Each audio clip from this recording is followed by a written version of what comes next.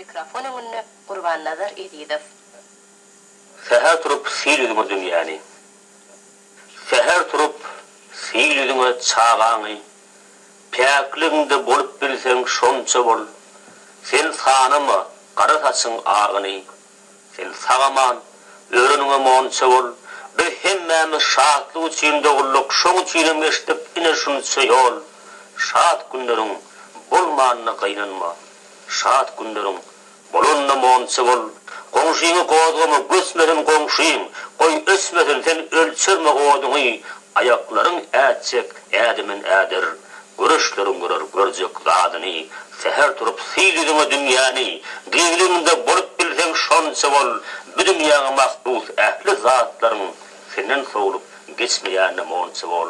Erwet bor bu bagda geçdi deňden, bu ýagyşlar seniň üçin ýagmasa, bagy iki ýana bulany tupan.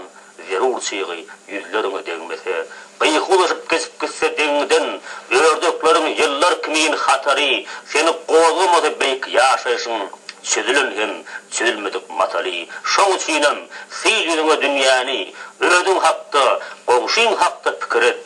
Bu dünýäge mahsus ähli zatlaryň senden sowlup geçmeýärine şükür et.